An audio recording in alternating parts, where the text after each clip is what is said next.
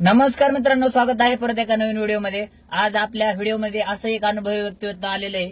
त्यांनी खूप वर्ष, जवळजवळ 8-10 वर्ष झाले गाडी चालवत आहेत ते ओला उबेरला। तर त्यांचा आपण आज अनुभव जाणून घेणार आहेत। आणि ते लिथुनिया या देशामध्ये काम करून पण आलेत, ते का माघारी आलेत त्यांना ते सुद्धा विचारणार आहेत। आणि यांचा युट्यूब चॅनल सुद्धा आहे। तर सर, तुमचं नाव काय? तर माझं नाव श्रीकांत कुदळे आणि मी मूळचा बारामतीचा आहे आणि गेली 2018 सालापासून मी ओला उबर मध्ये काम करतोय। जवळजवळ 6 ते 7 वर्ष झालं ओला उबर मध्ये काम करतोय आणि त्यासोबतच ऍक्च्युली मी बाय मिस्टेकली या बिझनेस मध्ये आलो। तसं तर माझं हॉटेल मॅनेजमेंट झालंय आणि मी 3 वर्ष सिंगापूरमध्ये जॉब केला आणि आता 1 वर्ष युरोपमध्ये पण होतो। आणि पुढचं फ्युचर म्हणजे मी ड्रायव्हिंग क्षेत्राबद्दल पॅशनेट असल्यामुळं मला पुढचं करिअर पण ड्रायव्हिंग मध्येच करायचं, परंतु मी अपॉर्च्युनिटी शोधत आहे ती परदेशामध्येच। तर बघूयात आता इथून पुढची जर्नी, तर आपल्याला तिकडनं स्टार्ट करायची। पण तोपर्यंत मी आता एक नवीन गाडी पण बुक केली आणि थोडे दिवस इथे काम करून नंतर पुढचं आपलं डेस्टिनेशन फिक्स आहे। तुम्ही ओला उबेर मध्ये कसं काय आले? म्हणजे कसं काय तुम्हाला कोणी सांगितलं ओला उबेर असतं, किंवा काय तुमचं लहानपणापासून स्वप्न होतं आणि तुम्ही ओला उबेर पर्यंत कसा प्रवास झाला तुमचा? स्वप्न तर काय, जे काय घडतं आपल्या आयुष्यामध्ये एकतर ठरवून घडतं, नाहीतर ऍक्सिडेंटली घडतं। तर मी तुला सांगितल्याप्रमाणे माझं हॉटेल मॅनेजमेंट झालंय आणि मी माझ्या फील्डमध्ये मॅक्झिमम मला वाटते मी 2011चा पास आउट आहे। एक 4-5 वर्ष काम केलं मी। 2016 मध्ये मी सिंगापूरला गेलेलो, म्हणजे इथे इंडियामध्ये एक 4-5 वर्ष काम केलं आणि बाहेर परदेशामध्ये एक 4 वर्ष काम केलं।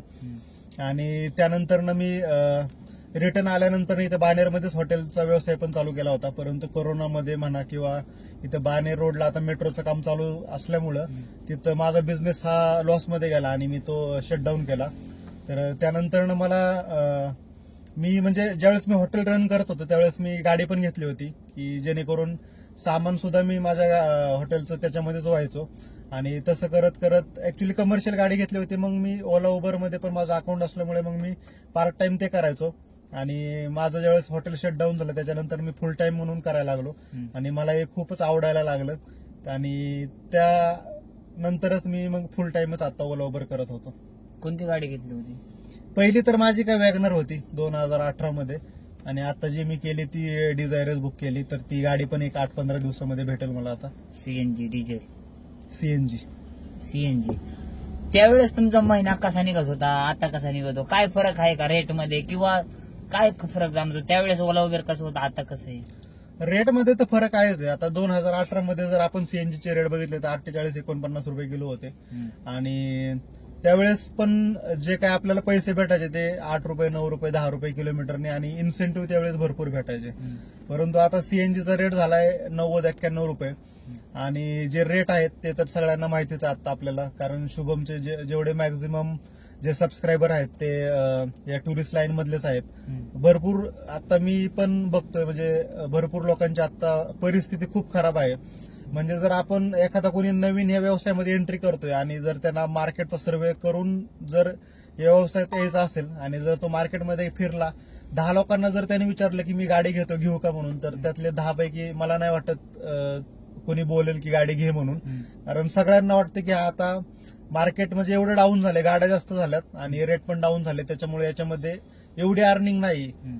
त्याच्यामुळे म्हणजे आत्ताची कंडिशन अशी आहे। परंतु मला तर असं म्हणजे माझं स्वतःचं मत आहे की प्रत्येक बिझनेस हा आपल्या स्वतःवरतीच डिपेंड असतो।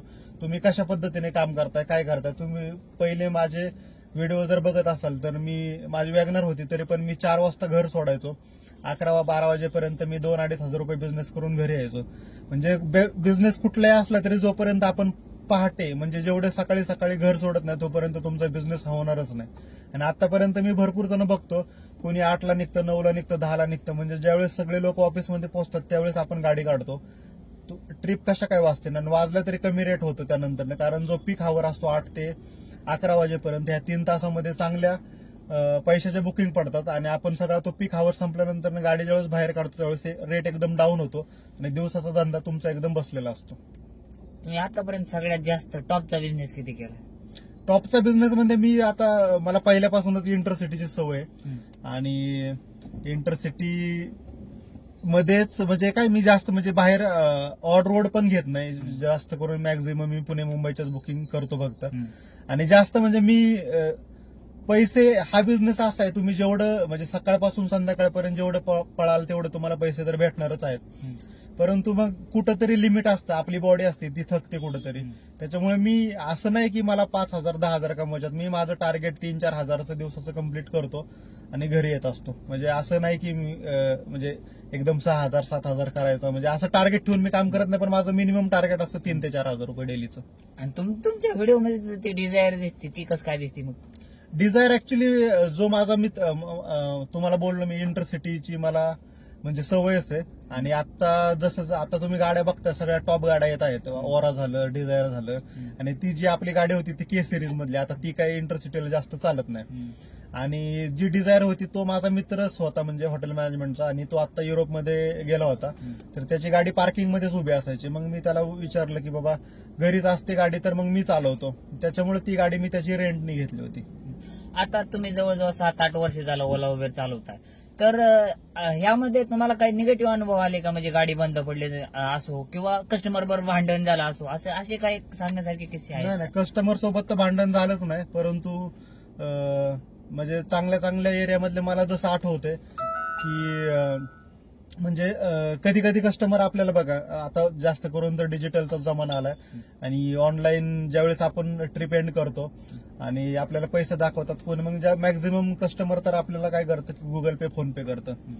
आणि गुगल पे फोन पे करतं कधी कधी. मग ज्यावेळेस ते पेमेंट करत असतात त्यावेळेस बोलतात की आता मला नेटवर्क नाहीये, मी नंतर करतो, किंवा तुमचा नंबर द्या, असं तसं. अशा पद्धतीने माझ्या आतापर्यंत 3 ते 4 कोरेगाव पार्कमध्ये म्हणा, पिंपळे सौदागरमध्ये म्हणा, किंवा मी एकदा मगरमट्ट्यामध्ये ड्रॉप केला होता. अशा ठिकाणचे म्हणजे जे स्टँडर्ड लोक आहेत त्यांनी आता माझं नेटवर्क नाही, मी नंतर पेमेंट करतो म्हणून त्यांनी माझे असे फक्त पैसे दिले नाहीत. असा मला आजपर्यंत कस्टमरचा म्हणजे वाईट कस्टमरचा एक्सपिरियन्स कधीच नाही आलेला. पैसे बुडवले फक्त पैसे बुडवलेत, बाकी काहीच नाही. हा वाईट अनुभव नाही, मग काय चांगला आहे का? वाईट अनुभव चांगला नाही, पण म्हणजे तेच म्हणजे जास्त करून कसं होतं, गाडीमध्ये भांडणं होतात की कोणी आपले ड्रायव्हर तुमचं भांडण कधीच नाही झालं? माझं आजपर्यंत कधीच भांडण नाही झालं कस्टमर सोबत. ओव्हरच्या इंटरसिटी ट्रिप मारलेत ना नक्की? पण तुम्ही हे सांगायला कशाला लागते, माझे व्हिडिओ बघा पाठीमागचे सगळे, त्यामध्ये दिसेल. टोल वाचून कधी भांडण नाही झालं? टोल वाचून उबरमध्ये शक्यतो होत नाही, खूप कमी. म्हणजे उबरचे जेवढे पण कस्टमर असतात माझ्या अनुभवानुसार स्टँडर्डच असतात आणि कंपनी पे करत असते त्यांचं. जे कुणी असतात ते डेली ट्रॅव्हलिंग करणार असतात, त्याच्यामुळे त्यांना माहिती असतं की बाबा टोल फेअर पेक्षा म्हणजे इन्क्लूड नसतो, त्याच्यामध्ये एक्स्ट्रा द्यावा लागतो आपल्याला. ओके. आणि असं कधी झालंय का रस्त्यात गाडी बंद पडली किंवा मध्ये गाडी प्रॉब्लेम झाला? बाहेर जे लोक आउट स्टेशन साठी गाडी चालवतात त्या लोकांसाठी काही तुमचं सजेशन राहील का बाबा, गाडी चालवताना बाहेर जर जात असाल तर ह्या गोष्टीची काळजी घ्या? येस, नक्कीच. ज्यावेळेस मी आता म्हणजे युरोपला जायच्या अगोदर शेवटचा महिना मी गाडी चालवत होतो, त्यावेळेस मला गाडीने एवढा त्रास दिला. कारण ही पण जी मी गाडी चालवत होतो ती 2019 एंडिंगची, म्हणजे तिला पण 4-5 वर्ष कंप्लीट झालते. आणि ज्यावेळेस गाड्या आपल्या 2 लाख 1.5 लाख क्रॉस करतात त्यानंतर काम काढायला चालू करतात. परंतु माझी चांगली गोष्ट अशी की मी माझे एक 5-6 मित्र होते, ते ग्रुप एक व्हॉट्सअपचा ग्रुप बनवला होता आणि आम्ही डेली आउट स्टेशनच करायचो. आणि ज्यावेळेस आउट स्टेशनला जायचो म्हणजे मुंबईला निघायचो किंवा कुठं पण निघालो की आम्ही आमचं जे लाईव्ह लोकेशन आहे ते शेअर करायचो त्या ग्रुपवरती. त्याच्यामुळे मग कधी पण गाडीला काही प्रॉब्लेम आला तर पहिल्यांदा आपल्या ग्रुपमधले चेक करायचं कुणी आहे का पुढे मागं. आणि अशा पद्धतीने मला तर हेल्प झाली. कारण माझा एक एक्सपिरियन्स सांगतो की मी म्हणजे एकदा मला रिझर्वेशन होती पुणे टू नाशिक, आणि ज्यावेळेस म्हणजे 7ला पिकअप होता तो पिंपळे सौदागर मधून. पण मला सवय आहे की मी 1 तास रिझर्वेशन असली तर किती पण जवळ असलं तर 1 तास मी अगोदर बाहेर निघायचो घराच्या. ज्यावेळेस मी घराच्या बाहेर आलो त्यावेळेस खाली येऊन बघतो तर एक टायर पंक्चर होता. मग मी 1 तास म्हणजे 40-45 मिनिटं बाकी होते माझ्या बुकिंगसाठी, त्यावेळेस मी स्टेपनी चेंज केली. पण ती मला तेवढा वेळ नाही भेटला की मी ती स्टेपनीची पंक्चर काढून परत गाडीमध्ये ठेवून. पण मी तसंच मग नाशिकला गेलो, नाशिकवरून पण रिटर्न आलो. म्हणजे नाशिकला पंक्चर काढली त्या टायरची, परंतु मला जो पंक्चर काढणारा होता तो बोलला की तुमचा वाल खराब आहे. परंतु आता आपल्याला पंक्चरवाल्यांचा पण एवढे अनुभव आहेत की म्हणजे भीती वाटते त्यांच्याकडे. ते पण एवढा मोठा स्कॅम करतात की एक पंक्चर असले की त्याच्या 2, 3, 4 कधी करतील सांगू शकत नाही. मी त्याला म्हटलं ना, काय वालबिल खराब नाही माझा, राहू दे तसंच कर, तू फक्त पंक्चर काढ आणि हवा भरून ठेवून दे. मग ते ठेवली. नंतर नेक्स्ट डे मी मुंबईला गेलो. मुंबईची रिझर्वेशन होती मला. मुंबईला गेलो. येताना माझा टायर पंक्चर झाला. टायर पंक्चर झाल्यानंतर मी गाडी बाजूला वगैरे घेतली आणि स्टेपनी काढली, तर स्टेपनीची पण हवा गेली होती आणि टायर पण पंक्चर झालं. म्हणजे माझ्याकडे काहीच सोर्स नव्हता. मग मी आमचा ग्रुप सर्च केला, तर त्याच्यामध्ये ग्रुपमधलेच अक्षय राऊत म्हणून जे होते ते माझ्या पाठीमागच होते. मग त्यांना मी कॉल केला, तर ते बोलले की ऍक्च्युअली त्यांनी आता नवीनच डिझायर गाडी घेतली होती 3rd जनरेशन मधली. तर मग त्यांना मी सांगितलं की असं असं झालंय. मग ते पुढे थांबले. मग त्याच्यानंतर त्यांनी मला त्यांची गाडीची स्टेपनी दिली आणि त्यानंतर मी पुण्यामध्ये पोहोचलो. आणि एवढं सगळं तुमचं ओला उबेर मध्ये चांगलं चालू होतं, इतक्या वर्षाचा अनुभव होता, तर मग नवीन गाडी घेऊन नवीन चालू करण्याऐवजी तुम्ही मग बाहेर का गेले, बाहेरच्या देशात? माझं तर म्हणजे आता शिक्षण झालंय हॉटेल मॅनेजमेंट. आणि मी ज्यावेळेस शिक्षण हॉटेल मॅनेजमेंट करत होतो, म्हणजे 10वी 11वीलाच असताना माझं स्वप्न होतं की परदेशामध्ये काम करायचंय आणि त्या अनुषंगाने मी गेलो सुद्धा. परंतु आता इकडच्या आपली भारतातली परिस्थिती बघता आणि ड्रायव्हिंगची पण मला एक प्रकारे कशी आवड निर्माण झाली माहित नाही. आता मला माझं हॉटेल मॅनेजमेंटचं एवढं आवडत नाही, पण तेवढं ड्रायव्हिंगचं आवडतं. आणि मी जास्त फोकस तर मला ज्या गोष्टी आवडतात त्याच मी करतो. जसं की मी म्हणजे मला व्यायामाची आवड आहे, तर मी K11 म्हणून जे अकॅडमी आहे तिथं मी पर्सनल ट्रेनरचं सर्टिफिकेशन पण केलं आहे. कारण मी त्याच गोष्टी करतो की ज्या आपल्याला लाईफ टाईम आपल्याला फ्युचरमध्ये उपयोगी पडतील. आता मी आता कधी पण जिममध्ये गेलो तर मला कधीच ट्रेनर घ्यायची गरज लागत नाही, कारण मी ते ऑलरेडी 3 महिने शिकलेलो आहे. आणि आता ड्रायव्हिंग पण हा विषय असा आहे की तो भविष्यामध्ये म्हणजे कोरोनामध्ये सुद्धा म्हणजे ज्यावेळेस आपल्याकडे काही नसतं त्यावेळेस ही आपली जी लक्ष्मी गाडी ती आपलं घर चालवत असते. त्याच्यामुळं मला ड्रायव्हिंग हा विषय खूपच आवडायला लागला आता. आपण तुम्ही बाहेर का गेले मग, आवडत होतं म्हणजे? बाहेर का गेले म्हणजे आता ऍक्च्युली आता मी शक्यतो बघतोय की मी ड्रायव्हिंग मध्येच करायचं करिअर मला पुढे. आता मी हॉटेल मॅनेजमेंट करत नाही आणि माझ्याकडे हेवी लायसन नव्हतं. मी तर बाहेर गेलतो ऍक्च्युली ड्रायव्हिंगसाठीच आणि माझा विजा जो लागला होता तो पण ड्रायव्हिंगसाठीच लागलेला. पण तो मी थोडंसं डॉक्युमेंट उलटे सुलटे देऊन तो व्हिसा लावून घेतला होता. आणि तिकडे गेल्यानंतर मला ट्रकिंग मध्ये करायचं होतं, परंतु हेवी लायसन नसल्यामुळं तर मला परत रिटर्न यावं लागलं. आता मी हेवीचं आपलं ट्रायल पण दिली, माझा लायसन पण आता बाय पोस्ट कुरिअर झालेलं आहे. तर ते पण लवकरच भेटणार. मी लवकरात लवकर परत प्रोसेस चालू करणार. आता सरांनी काय केलंय की नवीन डिझायर बुक केलेली आहे, त्यांचं परत प्रोसेस होऊस तर नवीन गाडी चालवणार आहे सर पुण्यामध्ये, बरोबर का? बरोबर. हा, तर आता हे झाली तुमची ओला उबेरची हिस्ट्री. तर आता युट्यूब मध्ये कसं येऊ वाटलं तुम्हाला, किंवा युट्यूबची सुरुवात कशी झाली? युट्यूबची सुरुवात म्हणजे ज्यावेळेस आता 2018, मला तरी असं वाटतं की 2018 पासून जे गाडी चालवतात त्यावेळेस युट्यूब हा एवढं काही फेमस नव्हतं.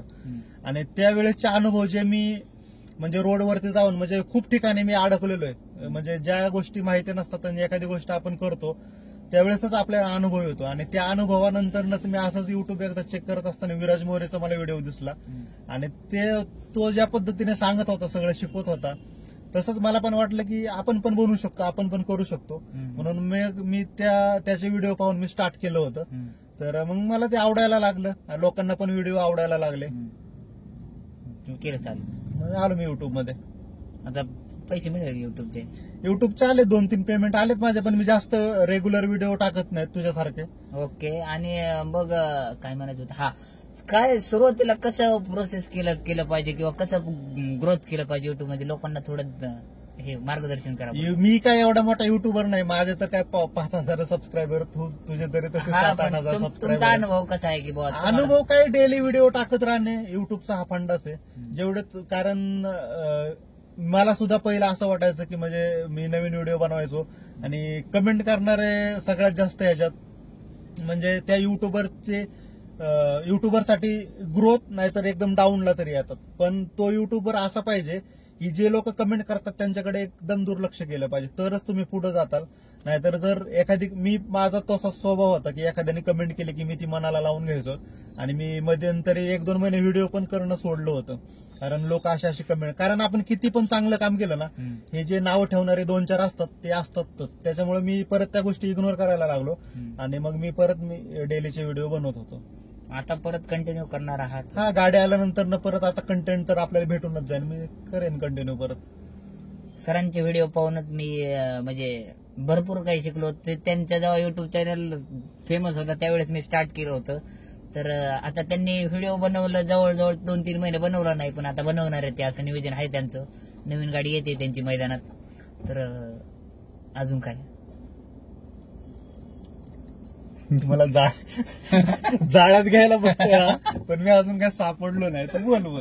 काय काय सांगा, तर काय कोणता मुद्दा राहिला सांगा ना, आधी कट करताय.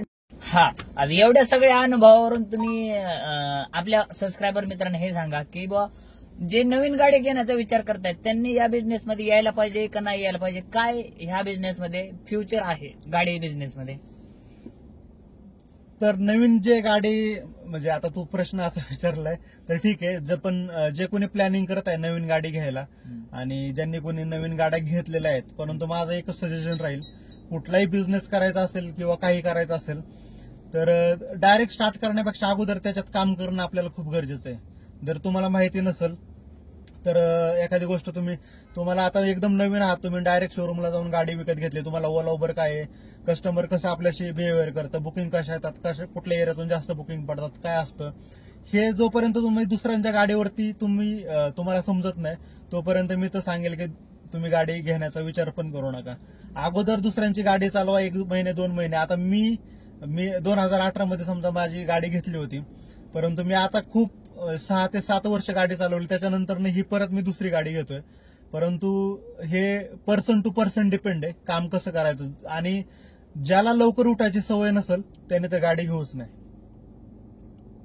भविष्यात फ्युचर आहे का? उद्या रॅपिडो बाईक टॅक्सी सुरू होणार आहे किंवा मेट्रो पुण्यात चालू होणार आहे, तर काय वाटतं की बा चांगले दिवस येतील का ओला उबेरवर? फ्युचरचं मी सांगू शकत नाही, कारण ह्याच्यामध्ये फक्त माझ्या तर अनुभवानुसार फक्त तुमचं घर चालन, तुम्ही जास्त सेव्हिंग करू शकत नाही. कारण पहिले जे आपण नवीन गाडी घेतो तेवढे 3 ते 4 वर्ष तुम्ही कमवू शकता फक्त, म्हणजे कारण गाडीला मेंटेनन्स जास्त नसतो. परंतु जशी गाडी 5 वर्षानंतर काम काढायला सुरुवात करते, तुम्ही जेवढं कमवाल तेवढं त्या गाडीमध्येच घालवावं लागतं. आणि फ्युचर असं काही नाहीये की म्हणजे ह्याच्यामध्ये तुम्ही जेवढं पळल तेवढं पैसे कमवू शकता, परंतु मला असं वाटतं की आपली तब्येत बघणं पण तेवढंच गरजेचं आहे या कामामध्ये. कारण मला माहितीये, मी ज्यावेळेस डेली इंटरसिटी करत होतो, सकाळी घरातून काहीतरी खाऊन गेलेलो तर संध्याकाळपर्यंत काय खायला पण भेटत नव्हतं. पण मी हेच नंतर मी जसं जसं अनुभव मला येत गेला तसं तसं मी माझं कामाचं प्लॅनिंग करत गेलो. आणि झालं काय सांगायचं राहिलं, अरे गाडी हल्लेली जाणवती का तुम्हाला अशी अशी अशी? काय व्हायचं पुला उभा राहिल्यासारखं?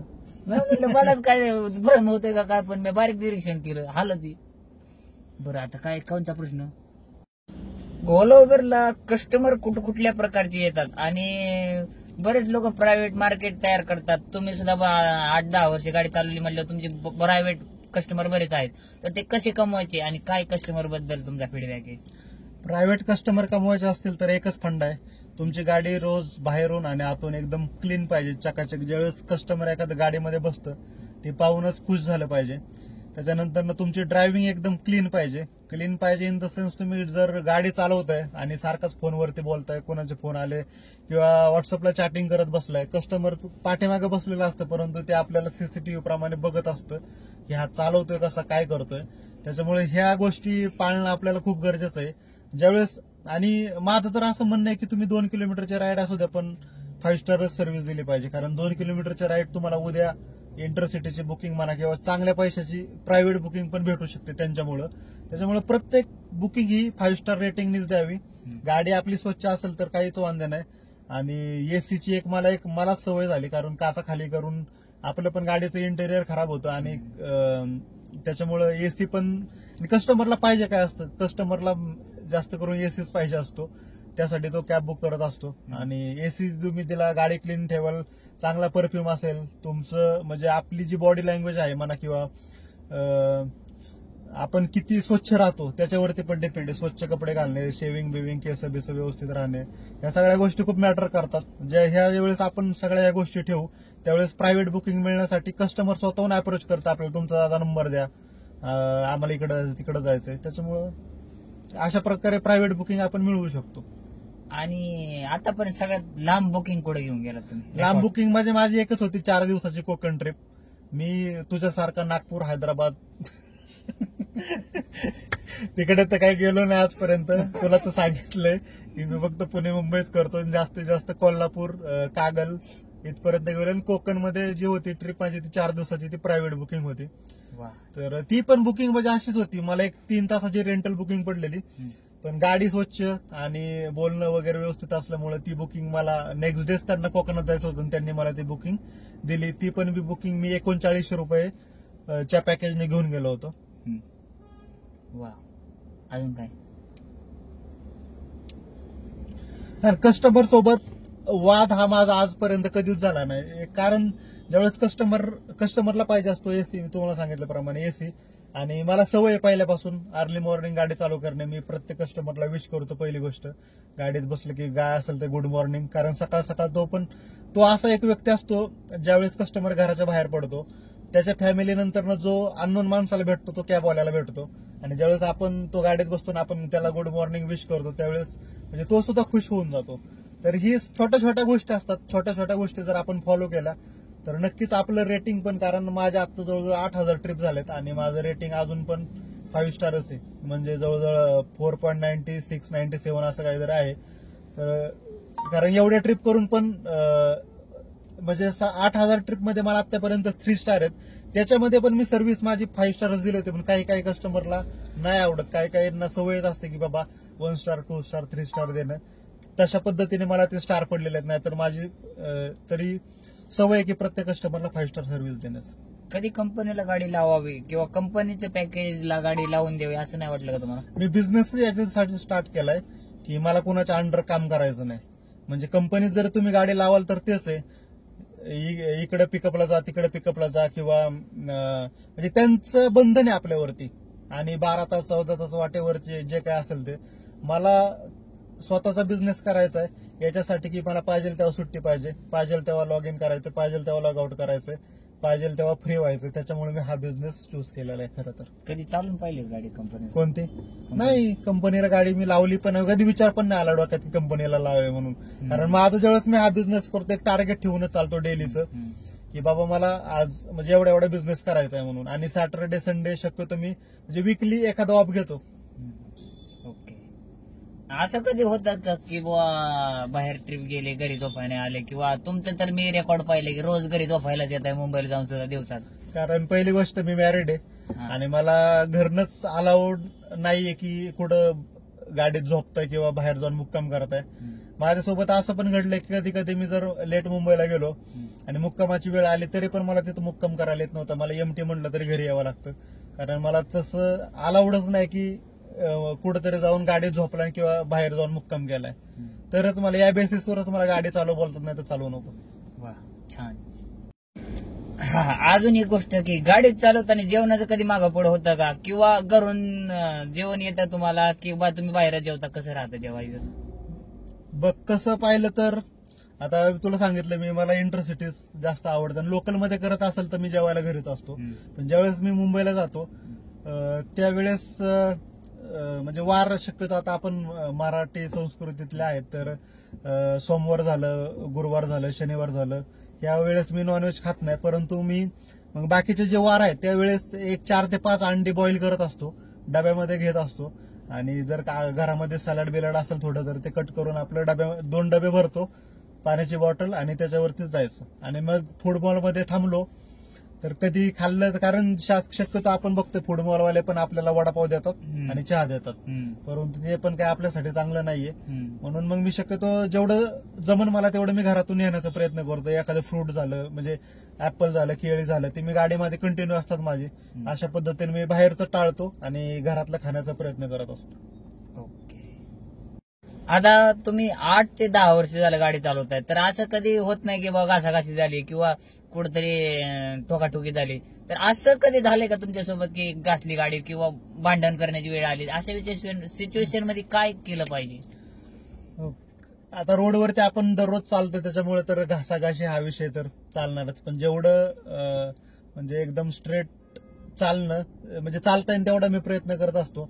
परंतु 1-2 वेळा झालं होतं. ऍक्च्युली मी मुंबईमध्येच जात असताना बहुतेक मी व्हिडिओ मध्ये पण बनवला होता त्यावेळेस, की बीकेसी मध्येच पुढच्या गाडीवाल्यांनी म्हणजे सिग्नल ग्रीन होता आणि ग्रीन मध्ये त्याच्यानंतर ऑरेंज झाला. मला वाटलं तो गाडी काढेल ऑरेंज, आणि त्याच्या पाठीमागे मी होतो. तो पण स्पीडमध्ये होता, मी पण स्पीडमध्ये होतो आणि तो काढणारच होता गाडी, पण त्याला काय वाटलं काय माहिती, त्याने परत ब्रेक दाबला जोरात. मी पण गाडी कंट्रोल केली आणि थोडीशी टच झाली. एकदम छोटासा मायनर डेंट होता त्याच्या गाडीला, पण तो माझ्या पण गाडीत कस्टमर होते, एअरपोर्ट ड्रॉप होता, त्याच्या पण गाडीत कस्टमर होते. मी त्याला म्हणलं नंबर दे तुझा, किंवा माझा त्याने लायसनचा फोटो, गाडीचा फोटो काढून घेतला. म्हणलं तुला कॉल म्हणजे करतो, पण त्यानेच मला नंतर कॉल केला.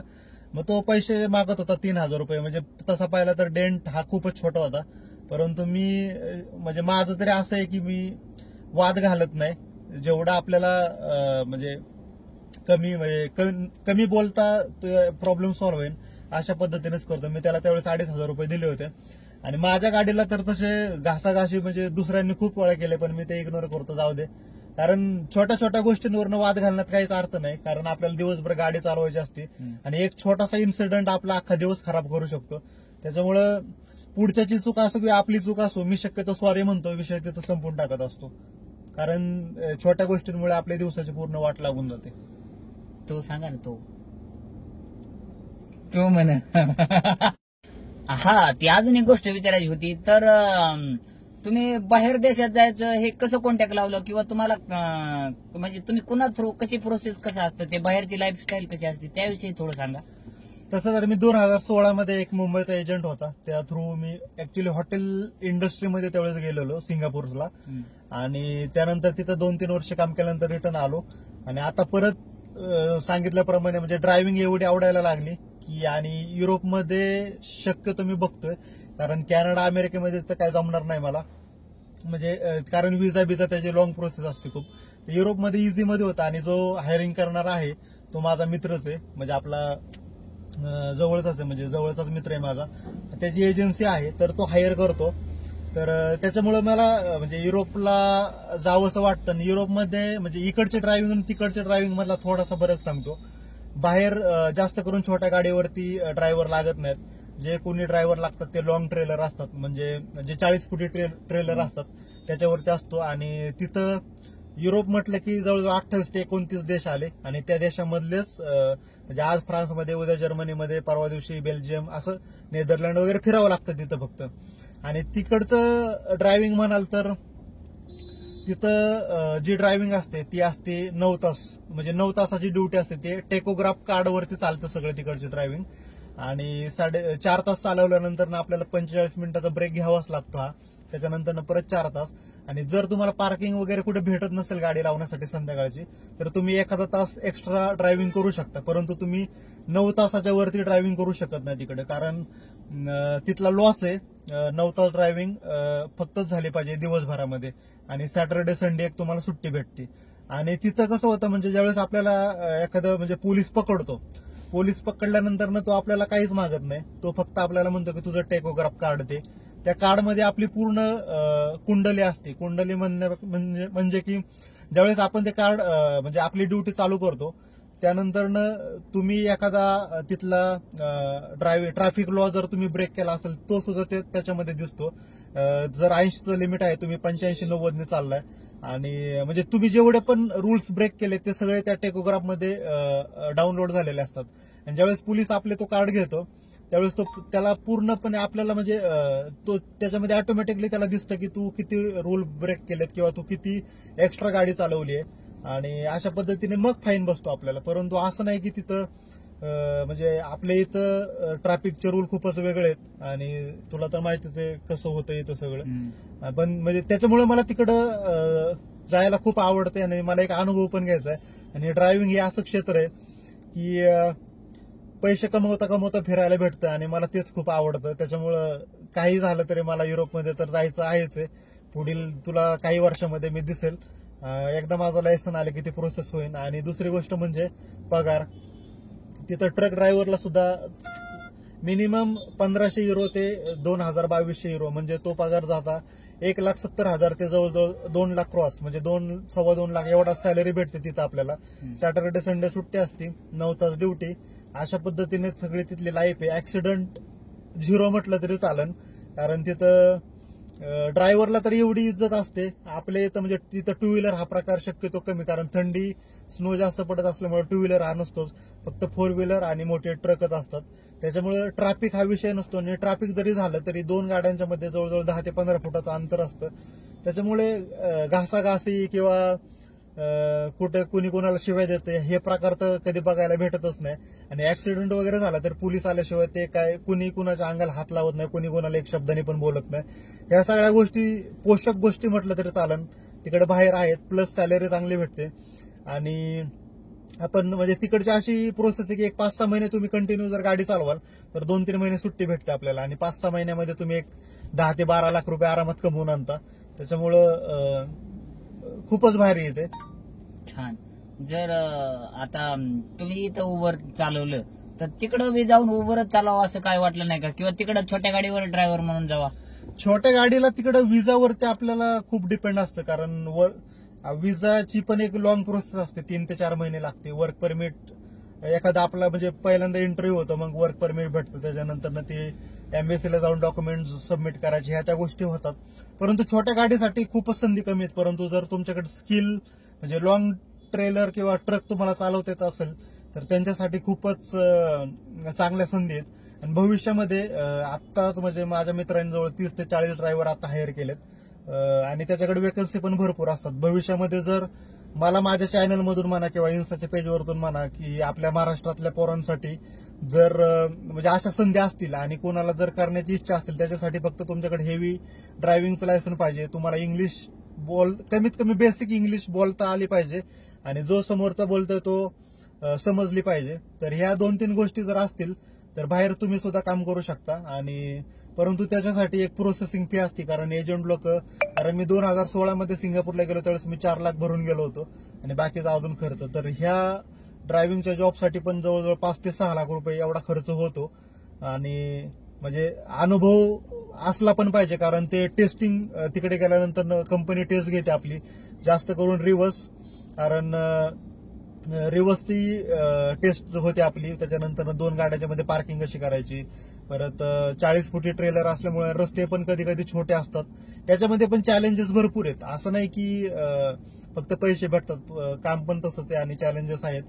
जर म्हणजे कुणाला फ्युचरमध्ये जरी करायचं असेल, युरोपमध्ये जॉब म्हणा किंवा ट्रकिंगमध्ये करायचं असेल, तर माझं चॅनल आहे, त्याच्यावरती तुम्हाला नक्कीच इन्फॉर्मेशन भेटेल. तर काय विचारत, हा लेफ्ट साइड ड्रायव्हिंग आहे का राईट साइड ड्रायव्हिंग आहे? युरोपमध्ये तर लेफ्ट साइडच ड्रायव्हिंग आहे, परंतु आपण गेल्यानंतर ना, आता आपल्याला तर राईटची सवय आहे, पण तिकडे गेल्यानंतर ना आपल्याला एक जो कोणी त्यांच्या कंपनीतला जुना ड्रायव्हर असतो त्याच्यासोबत आपल्याला 1 महिना पाठवतात, म्हणजे ट्रेनिंगच दिलं जातं, आणि तो आपल्याला ऑब्झर्व्ह करत असतो. आणि एक 10 ते 15 दिवसानंतर कंपनीला तो अपडेट पण देतो की बाबा हा करू शकतो काम. मग त्याच्यानंतर मग कंपनी आपल्याला एक ट्रक अलोकेट करते, त्याच्यानंतर आपली तिथून पुढे जर्नी स्टार्ट होते. ओके. आणि काय काय डोक्यात आलं काय माझ्या? हा, आणि भारताचं लायसन तिकडे चालतं का? म्हणजे भारताचं समजा हेवी लायसन असलं तर त्याच्यावर डायरेक्ट आपण तिकडे गाडी चालू शकतो? भारताचं लायसन 100% चालतं, इंटरनॅशनल. परंतु ज्यावेळेस म्हणजे ती प्रोसेस कशी असते, आपलं जे हेवीचं लायसन असतं आणि ज्यावेळेस आपण एखाद्या देशाची विजासाठी प्रोसेस करतो, विजा आपल्याला भेटल्यानंतर ना तो आपण आयडीपी मध्ये चेंज करू शकतो, म्हणजे इंटरनॅशनल ड्रायव्हिंग परमिट. तर मग ते चेंज झाल्यानंतर आपण तिकडे 1 वर्ष गाडी चालवू शकतो, त्याच्यानंतर ते रिन्यू पण करू शकतो. परंतु तिकडे गेल्यानंतर जर तिकडच्या देशातलं लायसन काढलं आपण, खर्च होतो 3 ते 4 लाख रुपये लायसन काढायला तिकडं, पण जर लायसन काढलं तर तुमचे लाईफ सेट आहे एकदम. आणि असं नाही की फक्त जेंट्सच गाड्या चालवतात, तिकडे लेडीज सुद्धा गाड्या चालवतात, मुली सुद्धा गाड्या चालवतात. मी लास्ट टाइम रील टाकली होती, त्याच्यामध्ये बघितलं असेल तुम्ही, मी मला वाटतं लिथुएनियामध्ये होतो, तर तिथं ज्या बस मोठ्या बस असतात, आपल्यासारख्या छोट्या पण बस नाही, सगळ्या इलेक्ट्रिक बस असतात, पण जवळजवळ 50% लेडीजच चालवत होत्या. आणि इथे पण जे लॉंग ट्रेलर असतात त्या सुद्धा लेडीजच चालवतात. तर असं काही नाही की म्हणजे लेडीज चालू शकत नाही. आणि आपण घाबरतो, म्हणजे आपण जेंट्स असून का घाबरतो मला ते समजत नाही.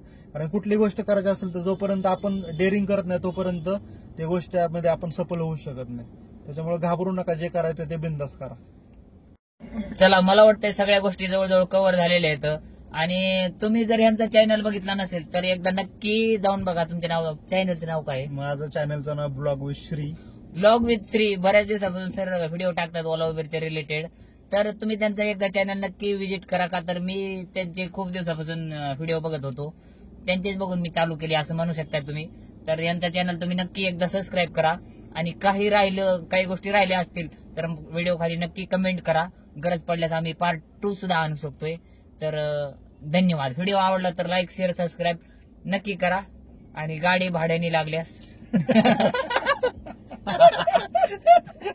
सांगितलं सांग एकदा फोन करा.